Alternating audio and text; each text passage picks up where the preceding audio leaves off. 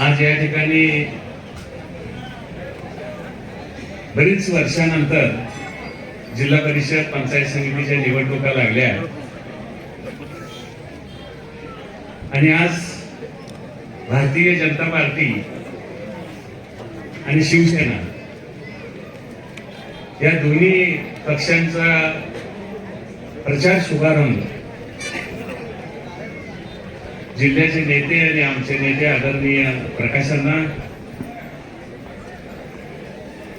आणि जी टीम आता या ठिकाणी भाषण केली, ज्यांनी मला जिल्हा परिषदच्या अध्यक्षपदावर बसवलं, ते जिल्ह्याचे दुसरे नेते आदरणीय महादेवराव महाडिक साहेब, अमल साहेब असतील, मुन्ना साहेब असतील, आणि यांचा आशीर्वाद मिळाला की मी सांगतो तुम्हाला ह्या भागातल्या तिन्ही सीटात 100% निवडून येणार.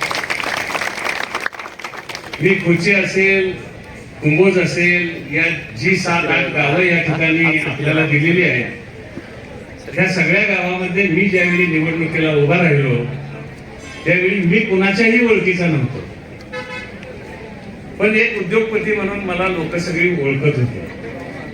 ज्यावेळी मला उमेदवारी मिळाली त्यावेळी घर आणि घर मी सगळे ह्या खोची असेल, वटार असेल, कुंभोज असेल, हिंगणगाव असेल, हे सगळ्या गावामध्ये मी फिरलो. मला वाटतं म्हणजे हे सगळं आता अलीकडच्या या नवीन मतदारसंघामध्ये या ठिकाणी जायचं.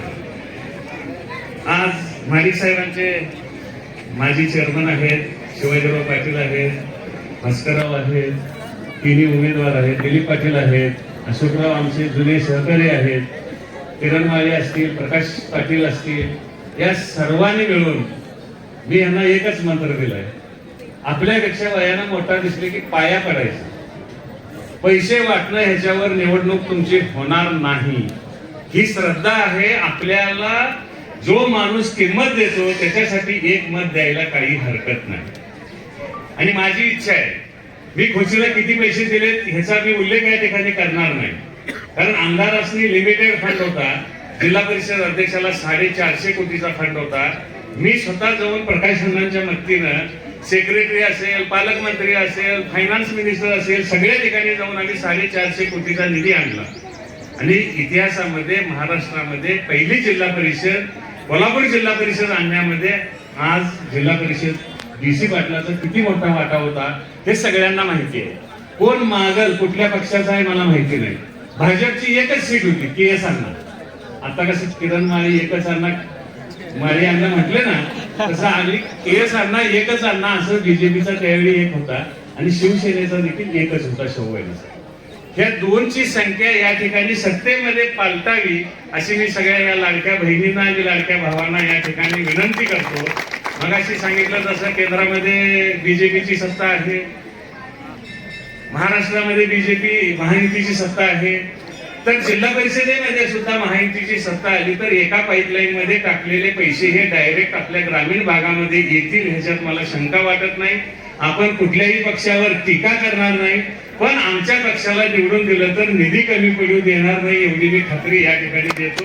कुठे मला मुंबईला जायला लागू दे, अण्णासनी घेऊन राहुल साहेब आता त्याच्यामध्ये आहेत, अमल साहेब आहेत, निश्चितपणे आपल्याला त्या ठिकाणी कामं मिळवून देतील, मंजुरी देतील, निधी देतील, याची चिंता करण्याची आवश्यकता नाही. फक्त मला एवढंच सांगायचं, एक धनुष्यबाण जे आहे ते कुंभोज मध्ये आहे, कमळ आहे ते कुंभोज मध्ये आहे, आणि अशोकरावांचं चिन्ह ते आता भाजपचे पदाधिकारीच आहेत. त्यांचं काम, त्या वहिनींचं काम मी जवळून बघितलंय आणि मला वाटतंय त्यांच्या गावाला जवळजवळ 1.5 कोटीच्या वर निधी मी दिलेला आहे.